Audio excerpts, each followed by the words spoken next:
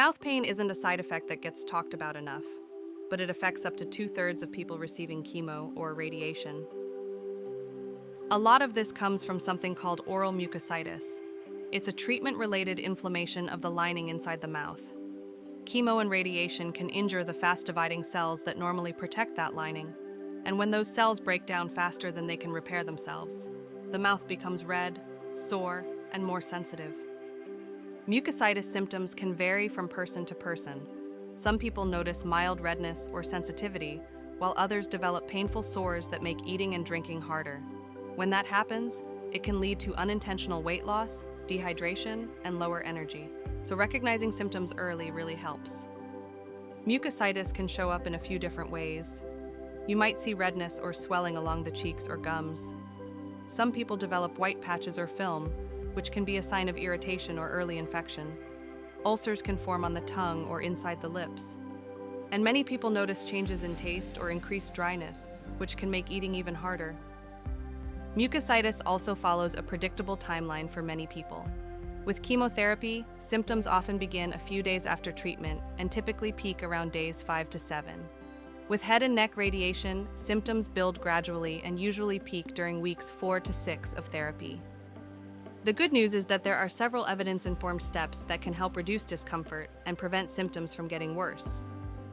Start with gentle daily oral care. Using a soft toothbrush, mild toothpaste, and brushing a few times a day helps reduce irritation and lowers the risk of infection. A simple salt and baking soda rinse is one of the most recommended steps for mucositis. It helps keep the mouth moist, reduces acidity, and prevents irritation from getting worse. You can use it several times a day, especially before and after meals. For certain chemotherapy treatments, especially those using 5-FU, sucking on ice chips during the infusion can help reduce the risk of mucositis. The cold temperature decreases blood flow in the mouth, which lowers exposure to the drug. Topical anesthetics can help temporarily numb painful areas.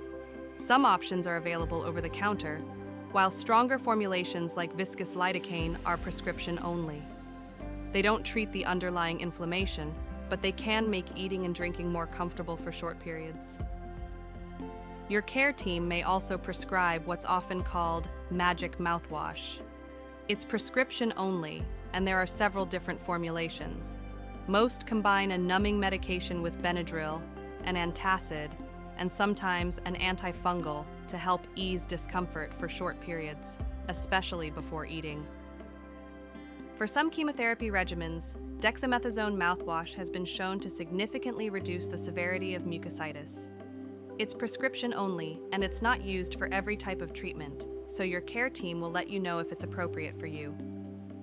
If mouth pain makes it hard to eat or drink, or if you notice fevers, spreading redness, or symptoms that are getting worse instead of better, reach out to your care team. They can adjust your treatment plan, help with medications, and make sure you're staying hydrated and safe. This is Oncora Health, evidence-informed guidance for supportive cancer care. If you found this helpful, consider subscribing for more clinically grounded videos like this.